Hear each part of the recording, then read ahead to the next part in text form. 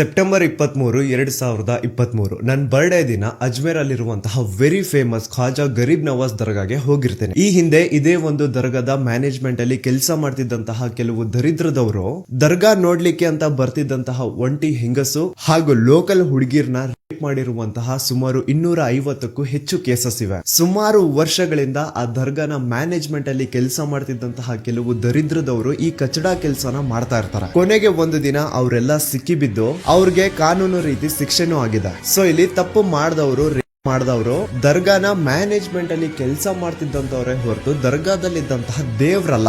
ದೇವ್ರಿಗೂ ಈ ಪ್ರಕರಣಕ್ಕೂ ಸಂಬಂಧನೇ ಇಲ್ಲ. ಆ ದರ್ಗಾದಲ್ಲಿ ಯಾವುದೋ ಒಂದು ರೂಪದಲ್ಲಿ ದೇವ್ರು ಇದಾನೆ ಅಂತಾನೆ ಆ ದರಿದ್ರದವರು ಮಾಡ್ತಿದ್ದಂತಹ ಕಚಡಾ ಕೆಲಸ ಹೊರಗೆ ಬಂದು ಅವ್ರಿಗೆ ಶಿಕ್ಷೆ ಸಿಕ್ಕಿದ್ದು. ಸೊ ಭಕ್ತಿಗೂ ಕ್ರಿಮಿನಲ್ಸ್ಗೂ ವ್ಯತ್ಯಾಸ ಇದೆ. ಈ ವ್ಯತ್ಯಾಸ ತಿಳಿದವರು ದರ್ಗಾ ಹೋಗ್ತಾರೆ. ಸಮೀರು ಹೋಗ್ತಾನೆ, ಈ ದೇಶದ ಪ್ರಧಾನಿನೂ ಹೋಗ್ತಾರೆ. ಅದ್ರಲ್ಲಿ ಏನ್ ತಪ್ಪಿದೆ? ಆದ್ರೆ ಕೆಲವು ಆಲ್ತು ಫಾಲ್ತುಗಳಿಗೆ ಮುಖದಲ್ಲಿ ಕೀರ್ತಿನೇ ಇಲ್ದೇ ಇರೋರ್ಗೆ ಇಷ್ಟು ಸಿಂಪಲ್ ವಿಷಯನೂ ಅರ್ಥ ಆಗಲ್ಲ. ಸಮೀರ್ ಎಂಡಿನ ಒಬ್ಬ ಆಂಟಿ ಹಿಂದೂ ತರ ತೋರಿಸ್ಲಿಕ್ಕೆ ಸುಮಾರು ಪ್ರಯತ್ನ ಪಡ್ತಾ ಇದ್ದಾರೆ, ಆದ್ರೆ ಯಾವ್ದು ವರ್ಕ್ ಆಗ್ತಿಲ್ಲ. ಹೌದು, ನಾನು 2 ವರ್ಷದ ಹಿಂದೆ ಅಜ್ಮೇರ್ ಅಲ್ಲಿರುವಂತಹ ಖ್ವಾಜಾ ಗರೀಬ್ ನವಾಜ್ ದರ್ಗಾಗೆ ಹೋಗಿದ್ದೆ. ಅದ್ರ ಹಿಂದಿನ ವರ್ಷ ಧರ್ಮಸ್ಥಳದಲ್ಲಿರುವಂತಹ ಶ್ರೀ ಮಂಜುನಾಥ ಸ್ವಾಮಿ ದೇವಸ್ಥಾನಕ್ಕೂ ಹೋಗಿದ್ದೆ. ಅದನ್ನು ಅಚ್ಚುಕಟ್ಟಾಗಿ ಹಿಂದೂ ಸಂಪ್ರದಾಯಕ್ಕೆ ಗೌರವ ಕೊಡ್ತಾ ಪಂಚೆ ಕಟ್ಕೊಂಡು ಹೋಗಿದ್ದೀನಿ. ಅಂಡ್ ಮೇ ಬಿ ಆಗ್ಲೇ ಮಂಜುನಾಥ ದೇವರು ನನಗೆ ಆಶೀರ್ವಾದ ಕೊಟ್ಟು ನಾನಿವತ್ತು ದೂತ ಸಮೀರ್ ಎಂಡಿ ಆಗಿ ನಿಮ್ ಮುಂದೆ ಕೂತಿದ್ದೀನಿ. ನೋಡಿ, ನಮ್ ಹೋರಾಟ ಏನಿದ್ರು ಆ ನಕಲಿ ದೇವ ಮಾನವನ ವಿರುದ್ಧ ಹೊರತು ಧರ್ಮಸ್ಥಳದಲ್ಲಿರುವಂತಹ ಶ್ರೀ ಮಂಜುನಾಥ ಸ್ವಾಮಿ ದೇವಸ್ಥಾನಕ್ಕೂ ಇದಕ್ಕೂ ಸಂಬಂಧನೇ ಇಲ್ಲ.